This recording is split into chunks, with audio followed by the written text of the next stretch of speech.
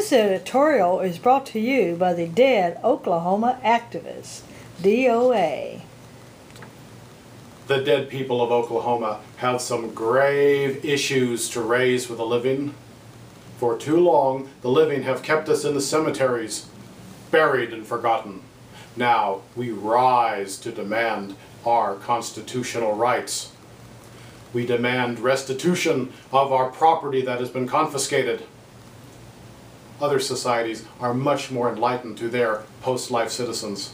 In ancient Egypt, the dead were entombed and people would bring them food and drink and money and companionship. A much more enlightened approach to their expired citizens rather than the barbarous practice of confiscating a lifetime worth of work. Taxing our estates while denying us representation in government violates the rights for which our forefathers fought. We know this because in the land of the dead, we have to sit and listen to our Revolutionary War fathers tell us these stories over and over and over again. When it was discovered that $1.1 billion in farm subsidies were paid to 170,000 dead people, a United States senator said it is unconscionable that the Department of Agriculture would think that dead people were in the active practice of farming.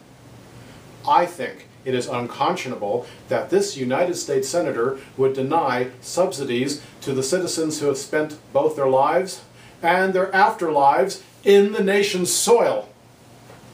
We have no friends in government. The dead cry out from the grave, but nobody listens. Now we rise to assert ourselves. We demand a restitution of our property, restoration of our families, and a resurrection of our political voice. Our program is in the highest ideals of America. We are going to build a great society called the New Dead.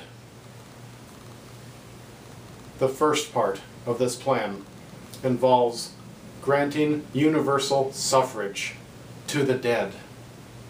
It has been shown in news reports that dead people have voted in elections all across this nation.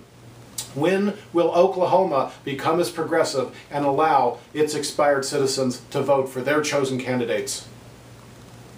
The second part of this plan would allow dead Oklahomans to work for the various governmental agencies. Trust me on this one, no one will notice a difference in the level of service. Quotas can be established to ensure hiring of the living impaired. The third part of this plan involves allowing dead Oklahomans to run for office, the most experienced politicians available. Our cadaver candidates are no more rotten than the current crop of politicians, and would be about as effective in office. Dead politicians and bureaucrats perfectly illustrate Thoreau's proverb, "The government that governs best governs least." We are the silent majority, so support the New Dead program, because the dead shall rise again.